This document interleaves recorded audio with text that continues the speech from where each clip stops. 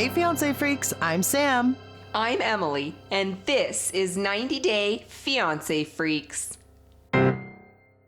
Well, Sammy, to no one's surprise, except Patrick and Thais themselves, Thais's pregnancy test was negative. Called it, knew it all along.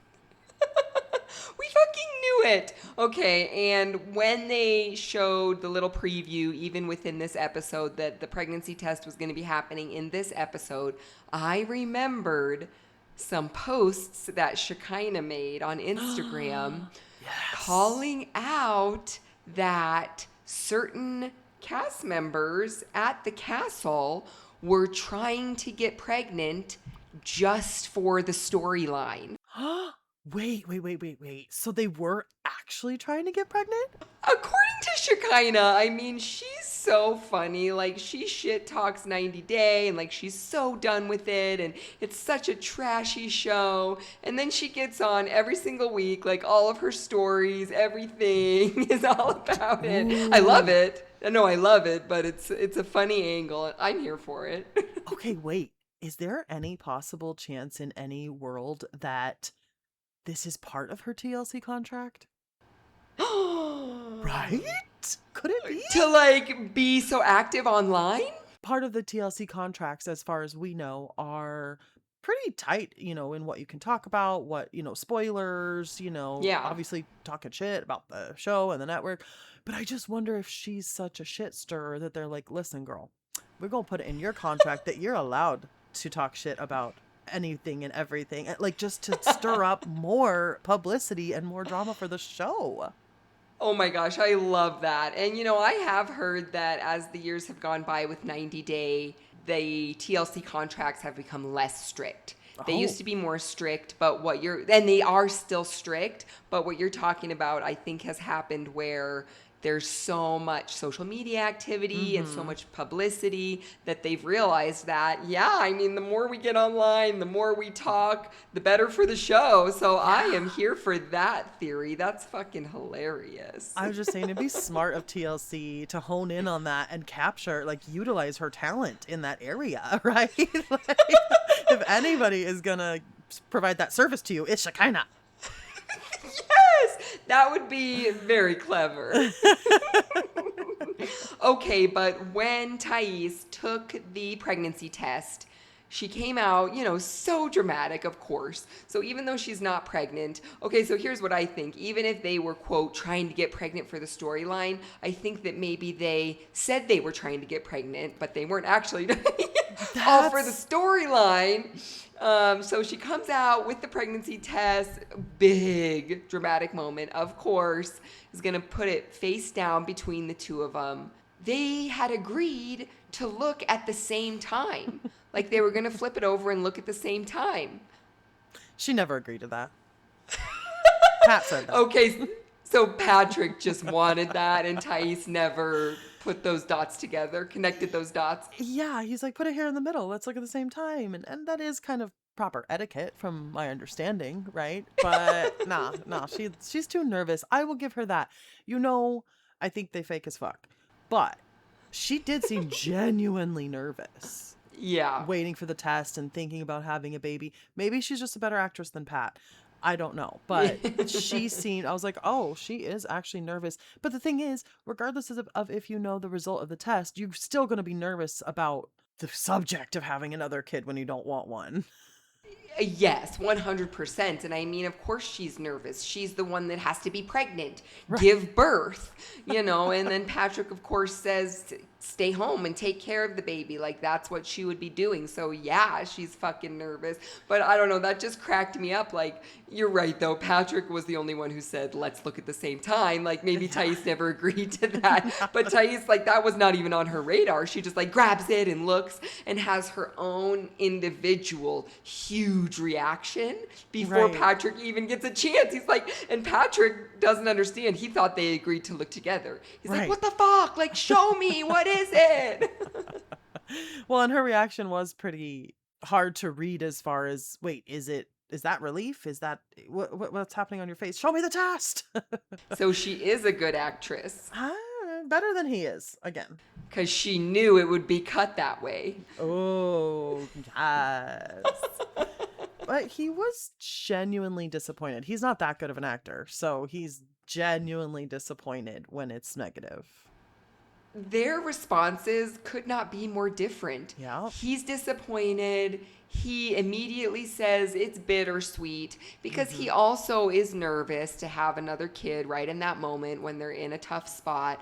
But I don't know, from his reaction, I was wondering if he almost thought that having another kid would be a repair of their relationship. Like it would help their relationship get stronger and better. Doesn't it always? Isn't that what the baby band-aid's for? Baby Band-Aid. Baby Or does Band-Aid. that ever work, though? No, they drive you apart. Exactly. Yes, that's what I'm saying. Exactly. And so Patrick is mostly sad, and Thais is so relieved. So relieved. She's so glad. The only reason he's relieved, he says, is because he didn't want to deal with her ass being pissed about it. Yes, that's right. He didn't want to deal with his grumpy pregnant wife, which, dude, if you want a big family, Right? like, fucking get used to having a pregnant, grumpy wife. Like, Right. Yeah. But hopefully that wife is on board, from the beginning. So I think that is the difference. true, but there. she's still allowed to be grumpy Oh, because she's pregnant. encouraged. Yeah. And encouraged. It's the only way. If you're not grumpy, are you pregnant? Exactly. So let's back it up a little bit, though, because Thais does give a recap of their abseiling experience, and she brings up how much Sarper was helping her and how amazing it was, and his big muscles and his big God. heart. Everybody loves Sarper. Later on, Pat's saying how much he loves Sarper, and everybody loves Sarper, and he should run from Shekinah because he's so great and she's terrible. Like, okay, we get it. He chatted you down the mountain a tiny little bit. He didn't even help that much. Yeah, and so I know Sarper, like, we've talked about this so much. He's such a polarizing character. Like, one moment he's just completely making a total ass of himself and making us hate him. And then the next moment he's being like charming and a little bit cutesy and a little bit funny. I think that's what it is. He's charming. Yeah, he's surely got some sort of charisma. Charisma, that's what it is. Yeah. Yeah. Okay, so do you wear deodorant while you're camping? Because Patrick was appalled that Thais does not. I know. Come on. That girl has never smelled bad a day or second in her life. Come on. Look at her. She is perfection. She don't smell bad. Her sweat smells like roses I'm and sure. lavender. Like, Yes. step off, Patrick. She don't need deodorant while camping. No, nobody needs deodorant while camping. But to Thank that you. point, No, we don't. No, we no don't. deodorant while camping. but to that point, you can pack some. Deodorant be quite small. Like her point about where would I put it? Put it in your bra, for God's sake, if it's that important. It's tiny. Travel size. Get a travel size deodorant. Like, that's not a good excuse. But you just don't need it to begin with. That is the real excuse. She does not take any responsibility later on, though. We are in this, what's going to be some weird ass puppet therapy, Emily. What the fuck? It's so creepy and weird. I appreciate unconventional approaches to mostly everything, and I understand that the entertainment value is important here. But what the fuck? What? Wilderness therapy, puppet therapy? We could just do therapy. Apparently not. That would be just way too boring. We haven't gotten to the actual puppets yet, but before we're sitting around and everyone is, of course, berating Shekinah, but Thais herself also refuses to take any responsibility for any part in what happened at the bar. Yeah, that is absolutely spot on. And here is an example of where Sarper actually had some of his words of wisdom. He said that he wants Shekinah and Thais to just say sorry to each other. Mm-hmm. He's not just blaming one of them or the other. He's recognizing that they both were in the wrong and they both need to apologize, but neither one will. Neither one will. And even the therapist herself is like, well, Thais, do you want to offer an apology? And her response is, well, she didn't apologize. Why should I? She didn't apologize. Somebody's got to take that first step. And honestly, if you don't think you've done anything that wrong, I know people are like, I haven't done anything wrong. I'm not going to apologize.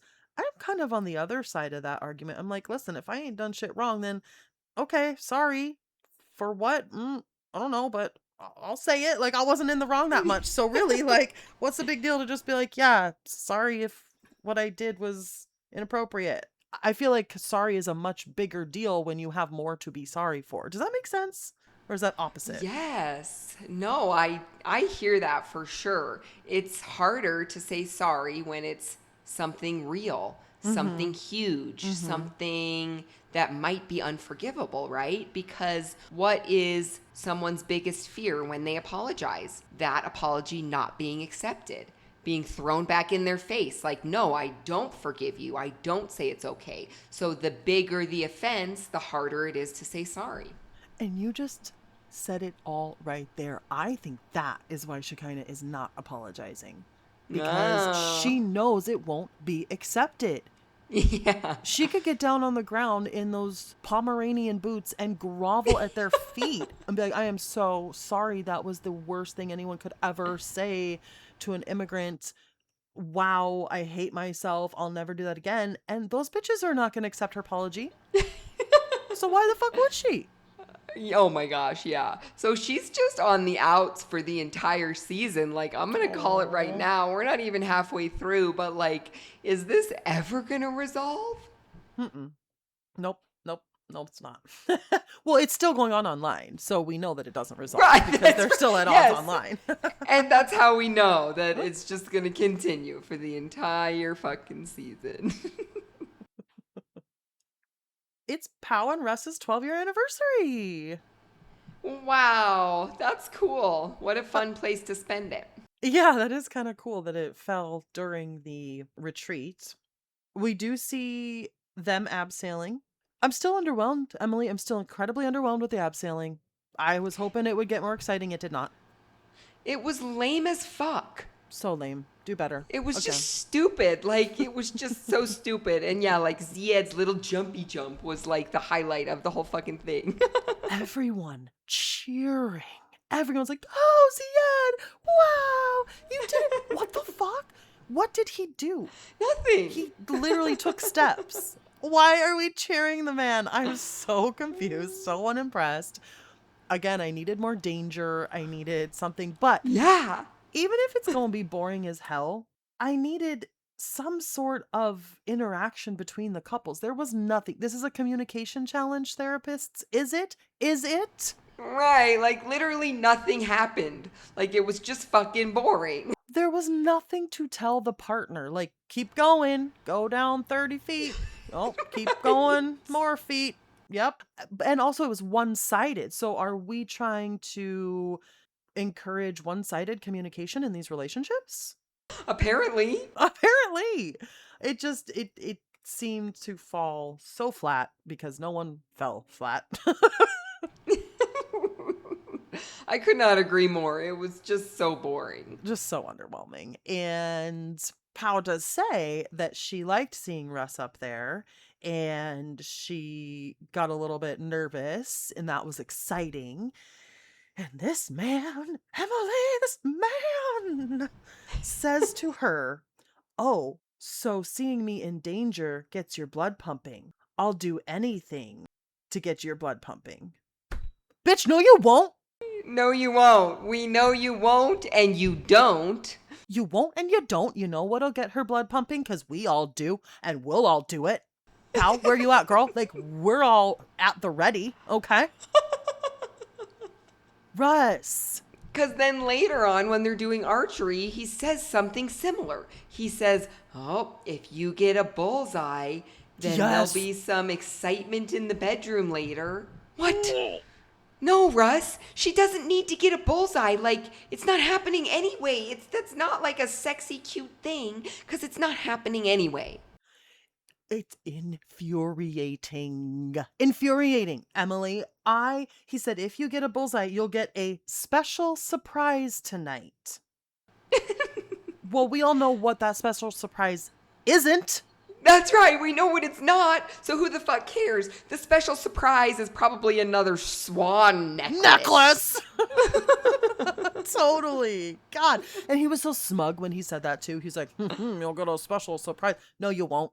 And then she kind of liked it. She was smiling too. I would have been like, bitch, the fuck you talking about? No, I won't. We all know I won't. And again, I'm not trying to blame her. I know we keep saying that she needs to stop pandering to him, but why are you amused by this? Like, really, stop being amused. Stop being. That's why I loved the necklace thing. I loved the necklace dynamic because it's like, put your fucking foot down, pal, in one way or another.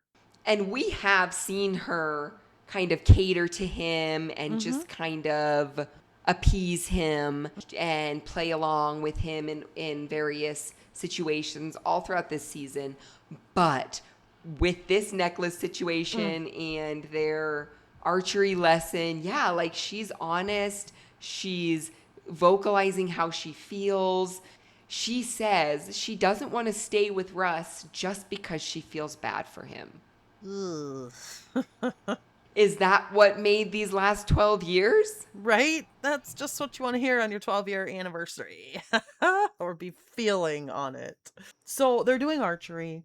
I do have to say, excellent choice in outfit. The backless pow with the archery. Yes, please. So cute. He So says she looks cute. like a princess warrior. Yeah, she does. And she does. So good. They exchange gifts and she literally calls it. She says, God, I hope this isn't a necklace. And the look on his face, why? Why don't you want it to be a necklace? So they have clearly had this conversation before. She brings up Mother's Day. You know, she got one for Mother's Day. Like, it's just, yeah, like it's just thoughtless because she even vocalizes that. She says, with the watch, I thought about you. I thought about what you really like. She picked orange, his presumably his favorite color, and she just feels like he doesn't do that with her.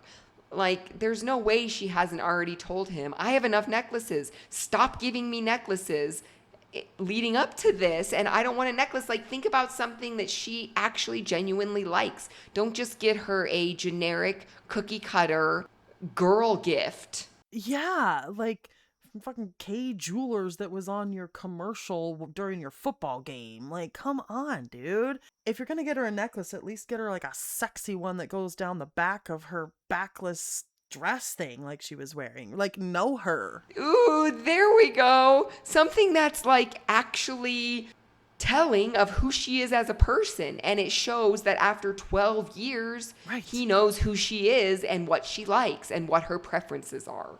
Thank you. Okay, this was hilarious to me because of my own issue with a necklace gift I once got. So, Oh. freshly married and long distance, okay, visited my partner in his country maybe 2-3 months after we had gotten married. Hadn't seen him since we had gotten married, and he presented me with this presumably beautiful necklace. Aw.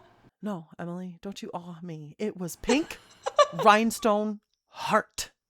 It was a ginormous Ew. pink heart made of rhinestones. Aw, I mean, that is kind of cute just because, like, I know you and I know Thank your you. partner, so it actually is kind of cute. No, it's not. No, it was cute because it was the first gift he had gotten me. Okay. Yeah. And just the fact that he had gotten me a gift, right? He had gone down to the market and found this, fine. But it's like, oh, you don't know me. Like, you don't know me at all. Like, Yeah. your girl's never worn pink rhinestones ever for anything, let alone a huge heart of pink rhinestones around my neck. Like, I'm not wearing that. Why is this so common? Because, of course, what comes to mind for me is our mutual friend who didn't Oh, want a God. diamond engagement ring. She wanted a moonstone. Wanted a moonstone, which is so her personality. So perfect. Like, it would have been fucking perfect. And, like, he knew that, right? Oh, 100%. Fully aware. Vetoed Got it. her, like, the most giant diamond rock, which, like, that's cool. Like, that's cool. It's A gorgeous big and diamond. expensive. It's gorgeous and expensive and, you know, shows this and that about status and these and those about money. But that's not what she wanted. So she didn't fucking care about that shit. Why does this happen so frequently? Listen, his girl was gone drip, whether she liked it or not. Okay. That's right. That's right. Well, but my partner, to his credit, like I said, we'd only been married a couple months. We had been long distance the entire, year and a half before that. And so he truly didn't know. I mean, he could have like seen the jewelry I had worn every single day that we had ever video chatted. But I don't blame him, maybe. And that's why I had that, like, oh, that's cute reaction because of Sure. what you just said. I knew that, like, even though you guys were married, you, like, barely really knew each other and, like, hadn't spent that much time in person. So just the fact of, like, a new relationship, that is, like, one of the only times where this type of gift giving fuck up is excusable in like a new relationship. And then you look back, like, do you still have that pink heart necklace? Okay, listen. Aw. Did I leave it in a closet at the place we stayed on that trip and never look back? Yeah, I did. Okay. I was afraid that if I kept it, I'd have to wear it. And that was not gonna happen. So I did leave it. I regret that now though, because all these years later. Yeah, it's cute. It's a funny story. I wouldn't have ever worn it, but I could have like kept it in my jewelry box just as a reminiscent cute thing. How far we've come. Being the power of the situation, I got that man an iPod, a mini iPod engraved with a significant quote from a band that we had a beautiful moment to. Okay, like I barely knew him either, but I got him a badass gift. All right, that was tailored to him, his favorite color, his favorite music on it, favorite quote. Okay, and he got me a rhinestone necklace. So come on. Damn, girl, you are Pow and he is Russ. Like, only in this area. Only in this area. No other area. Let's make that clear. Let's make that very clear. Yeah, your girl's not standing for decades of. Yeah, no. Yeah, no. Oh, we know. Oh, we know. But I felt so bad for her because she says, well, now I have to feel like the bitch. And it's like, that's exactly right. So not only did you get a gift you don't like and you've been telling him outright, because she did. She told us, I have told him before, please do not get me more necklaces. I have enough necklaces. I don't even fucking like them that much. He told her when she took it out, necklaces are my favorite gift to you. And she goes, yeah, I can tell. Oh my gosh. He's learned nothing. And Nothing. we know that she doesn't communicate enough to him. But I've always thought that that was not the bigger issue. The bigger issue is Russ not hearing when she does communicate. Like, yeah, sure. Exactly. She needs to communicate more. But when she does, he doesn't hear it. So maybe that's why she doesn't communicate more, because she's frustrated. Yeah, if you keep saying what you need and then people are like, okay, yeah, I hear you, but nah, I don't wanna. It's like, okay, then fine. I'm not gonna keep saying it. You're going to stop trying. Yeah, precisely. Well, we do get a recap of Sarper and Shekinah's abseiling experience. Sarper is very proud of himself for facing his fear. He did it for their relationship. Oh, what a man. Shekinah does recognize that, but that's not the biggest piece of this situation that Shekinah wants to talk about. She's hurt. She's still hurt that he helped Thais.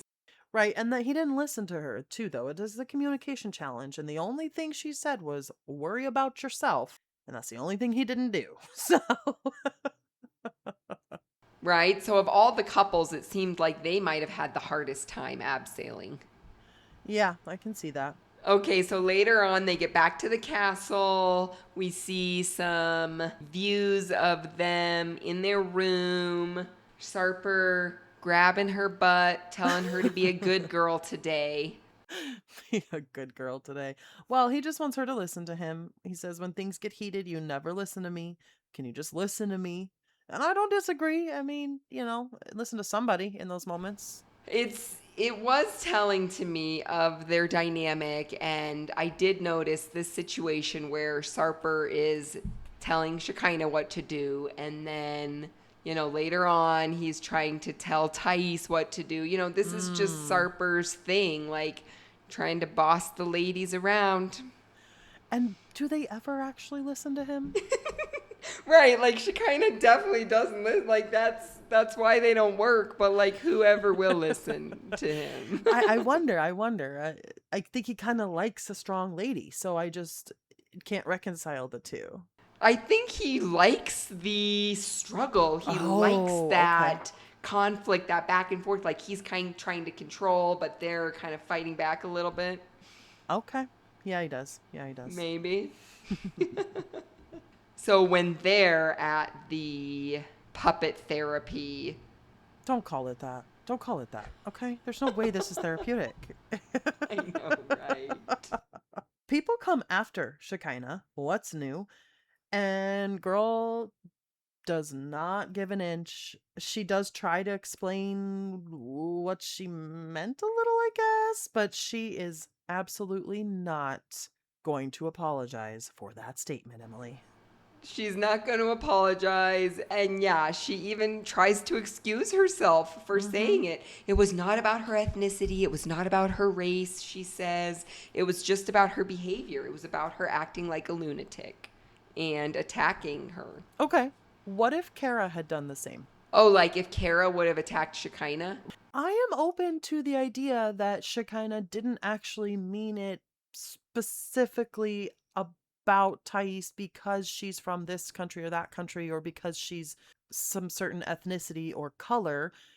It's still a racist thing to say regardless. Oh my gosh, totally. We had this conversation way back when it happened. It doesn't really matter, though, if that wasn't her intention, because those words are so universally known to mean something so specific. So it's like, girl, like, if you didn't mean that, like, it doesn't fucking matter. Right. Because they're so specifically tied to being anti-immigrant. Right. And if Kara had been in Thais' shoes and was coming at Shekinah physically, I don't think that would have been the first thing to pop out of her mouth unbeknownst to her, right? Shekinah makes it sound like... There's no way in hell she would have said that because Kara's an American. She said, you can't go to another country and act like a lunatic. Right. So by saying that, she's admitting that it is about being an immigrant. Exactly. She would have said some fucked up shit to Kara, don't get me wrong. She would have targeted her, like, hit below the belt, but it just wouldn't have been those words. So don't, you can't really claim it's not about her race or ethnicity when, clearly it was. But speaking of Kara says to her, if you don't want to be painted as a racist, don't say racist shit. Right. That's exactly what we're saying. It's like, you say something that's racist, and then you say you didn't mean it to be racist. Right. It doesn't fucking matter how you meant it or not. You said the thing. Right. That's... Right, precisely.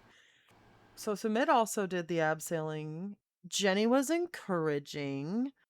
She kind of had a panic moment, though. I didn't quite understand that. I get why the people abseiling are a little bit nervous or panicked. Why would someone on the ground be... worried?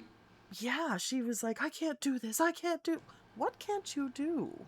Okay, so the only reason I think that she might have been that way is because of the way Sumit was acting. Oh. Sumit was the only one up there abseiling, like, shouting down. Like, tell me what to do. Jenny, what do I do now? Like, nobody else was doing that. And Sumit's like, hello, what do I do next? And Jenny's like, just like, step your foot, like it's not hard. Right. What else is there to tell you? But Sumit was like wanting more from her, and he was yelling down the cliff, asking for it. That's what we were saying about the one-way communication. They couldn't contact the people at the bottom, and he didn't hear her. She said snake, and he's like, snail? Snake? What is it? It's like the man didn't even know what he was trying to look for. So I do feel bad for him, and yeah, get him a walkie-talkie up there? Why is this so one-sided? Why is it one-way communication? But then when Sumit does grab the snake, not the snail, Right. Jenny is so happy. They are Yeah. just so cute about it. Of course, they're She fucking cute. screams and yeah, holler. That was really cute. So then back at the castle, Jenny doesn't want to camp ever again, of Sure. course. Yep. She shouldn't have been camping in the first place. Nope. My immediate thought when she said that was, yeah, that's how everyone feels after they camp. I'm never going to do that again. Exactly. Somehow you end up back out there Right again. back there. Although in this situation, I think she won't end No, up back she out won't. there. I think that was a one and doneer. So then back in the castle, in their room, they're, back from camping, getting comfortable again in their room. Jenny brings up the same issue they were arguing about the night before. The fact that Sumit is taking out loans without letting her know. But then it turns into a much bigger conversation about the meaning of marriage. Yeah, it gets real existential real quick. But to be fair, I actually had that same thought when she said, marriage means that you have to tell me these things. We're married, and when you're married, you have to act. And when she said that, I thought, actually, says fucking who? There aren't actual written rules. Maybe we need some, and we're happy to make them. We're volunteering You and ourselves. I. Yes. But Always. there are not written rules, and especially in cross-cultural marriages, that's kind of the whole point, is that what marriage means for an American and that dynamic of telling your spouse everything, being the first person they talk to before they make any decision ever, is much different in other cultures. So then, yeah, Sumit comes in with, says who? What is marriage? What does marriage even mean? Marriage is, and he just completely goes way up into the clouds with this whole, like, what is marriage and what does it mean thing, which I love. Which, right, and actually, like, it's could be frustrating in the moment, like, for sure, when you're trying to have a practical conversation. But in an intercultural marriage, yeah, it does. It totally makes sense. And specifically in their marriage, Right. because Sumit doesn't want to be on such a tight leash. So when Right. she says things like, you have to tell me every single detail, that's what he thinks of. And, of course, the way she wants to control his drinking and who he's Mm-hmm. friends with, who he Right. spends time with. Jenny tries to keep him on a tight leash in a lot of aspects of the relationship. I mean, what I will say is this is one aspect that I think that he needs to be on it. Like, he should have Yeah. be on a tight leash. Like, he fucking should have told her about this. But generally speaking, Right. on a lot of other issues in their relationship, yeah, the leash is too tight. Force it. Well, and if anybody's going to have a conversation about what is marriage and what does it mean and what does it look like, it needs to be them or relationships like theirs, because not only is it cross-cultural, right? You're dealing with different cultural differences. It's also a good old May December romance. We have such a big Yeah. age difference, right? So Yeah. there's those dynamics that we got to work out, right? Is there a seniority issue here? But I'm the man, but I'm younger, right? Oh. There's also, she moved to his country, so she's living in India, Yeah. right? And there's the work thing where she's retired, she's done working, and he is in the what would be the prime career years of his life. So there's so many dynamics that they need to discuss that play into their marriage. It's not just cross-cultural. Damn, that is so many. Like, all of those that you just listed, I just was like becoming more and more flabbergasted that they are so in love and like such a know. long lasting couple that you just know, like, they're going to be together forever. Like, you have no doubt. But like, but that's why I think we love them so much. Everything you listed is that, like, they're the perfect example of love conquers all. Oh. Like, everything you just listed is Yeah. like huge, and just one of those issues could completely shatter a relationship. And they have like five that you just Right? listed of these huge things.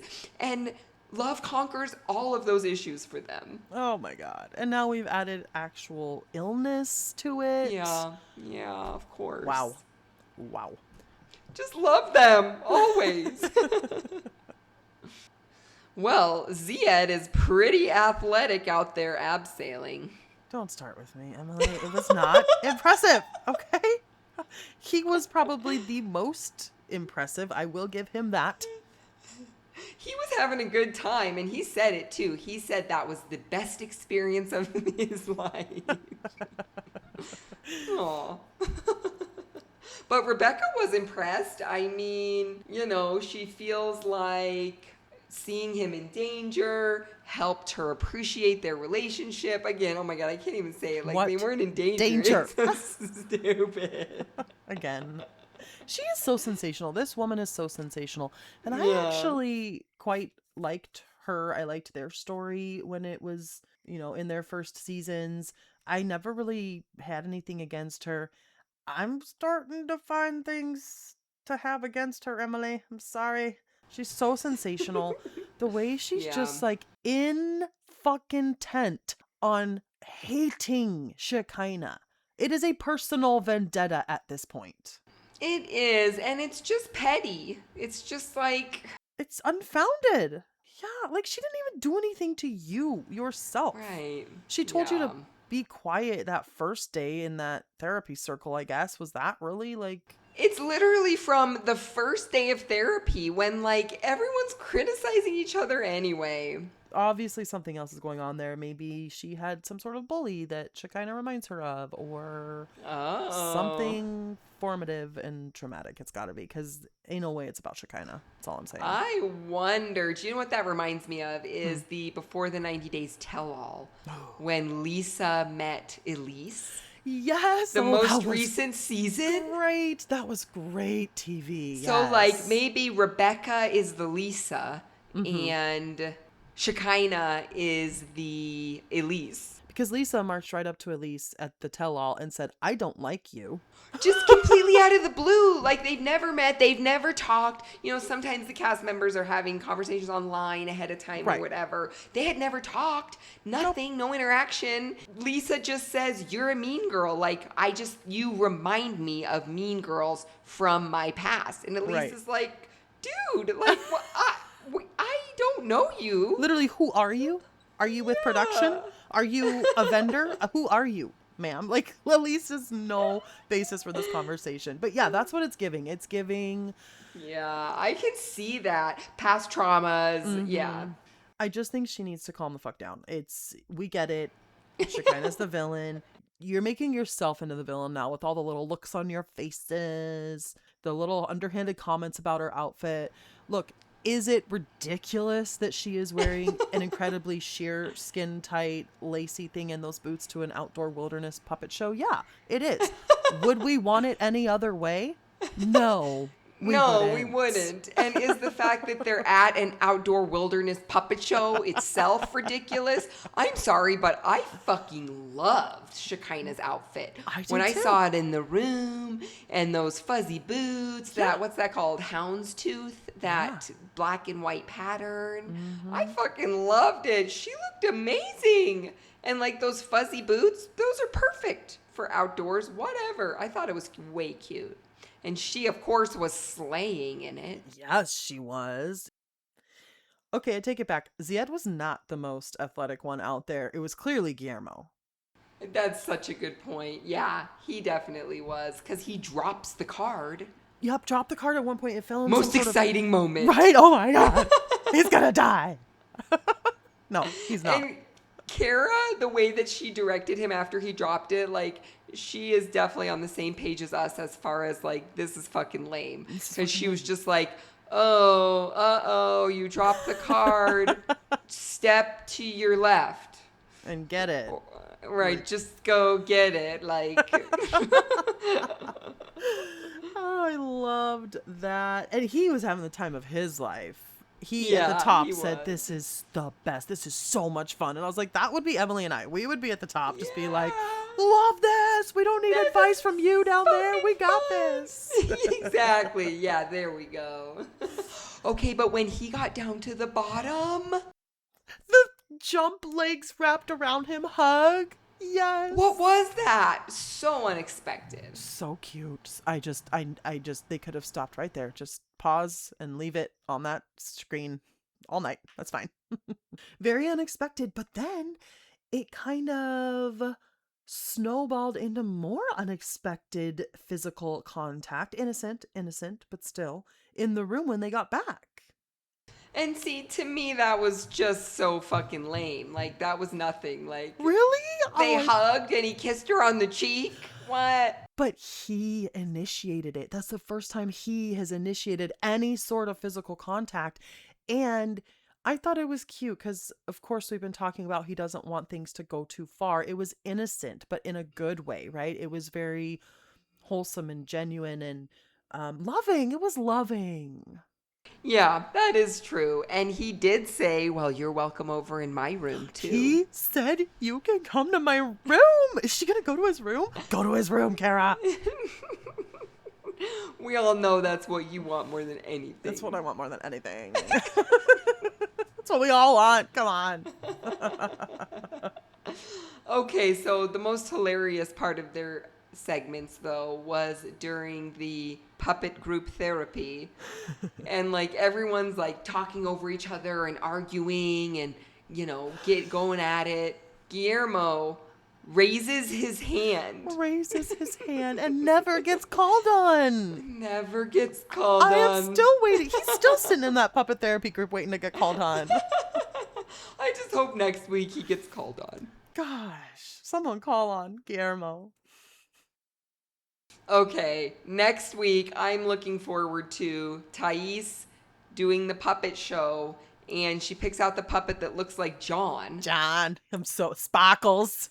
Yes, exactly. I'm very specifically looking forward to Thais's John voice. Yes, that's gonna be good. It's gonna be good. So good. Well, I'm looking forward to hearing more about what Ziad means by be a real wife and also by wives of the 80s. Were they exemplary wives? I don't know. Apparently, according to Ziad, they hugged their husbands Aw. and spent more time together and also cooked dinner.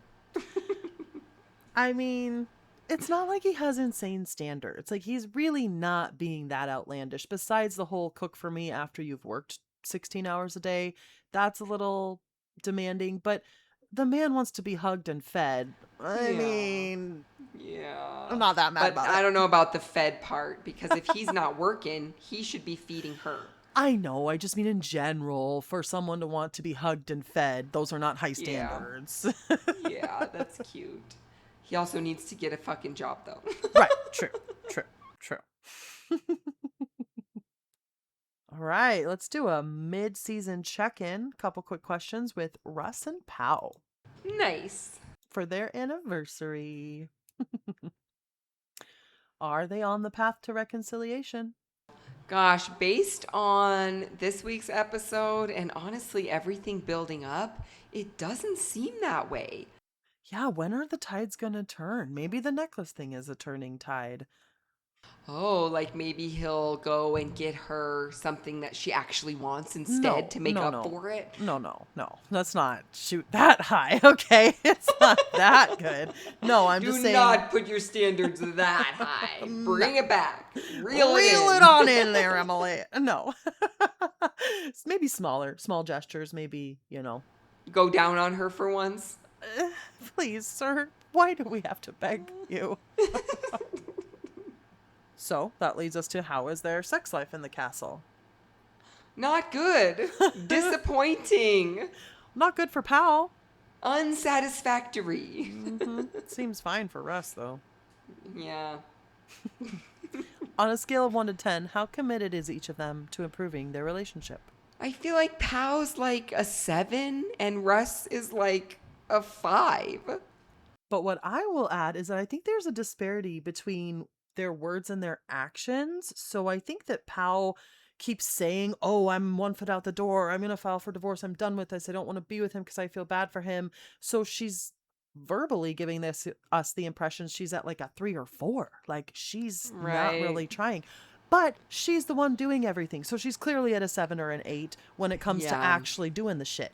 Russ, on the other hand, keeps saying that he's here to make this work, that he's at an 8 or a 9. He's like, but he ain't doing shit. So his actions are at a 3, 4. There it Right? is. Yes, spot on. What do they need from each other that they're not getting? Well, Well, Pow needs Russ to go down on her, and what she doesn't need is any more swan necklaces. I mean, and Russ needs to grow a pair. amen. I mean, Russ says he needs Pow to respect him more and make him feel more like a man. But I'm sorry, I have to translate that into fucking do that for yourself, Russ. Do that for yourself, Russ. And stop saying every little thing I do is wrong. That's because she's told you that thing you did was wrong and you kept doing it. So stop Yeah. doing the wrong things and you won't get that feedback anymore. Pretty simple. Pretty simple. Do they have a shared vision for their future? Aw, and I actually think that's the reason that presumably they're still together from what we Okay. see on social media and stuff. Because yes, I think they Yeah. do. I think neither of them want to get divorced. They want to be together for their son. It's like the relationship is okay. It's not terrible. It's not amazing, but they're both willing to stick it out and stay in it as long as it's just decent. Sure. So their shared vision for the future is just maintain the status quo. Just don't get any worse. Yeah. My 90-day takeaway is that necklaces are not inherently romantic. All right? Partners all around, listen up. It's got to be tailored to your love, okay? And maybe sprinkled intermittently, all right? It's not an every holiday type of gift. Come up with something else. Well, my 90-day takeaway is that abseiling is not dangerous. Stop trying to make it dangerous. It's not. Put us under a freezing cold waterfall with 0% body fat or don't do it at all. Yes. Quit wasting our time.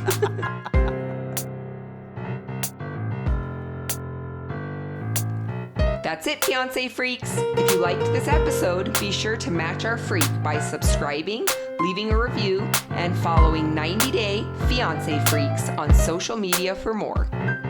Thanks for listening. We'll see you next time.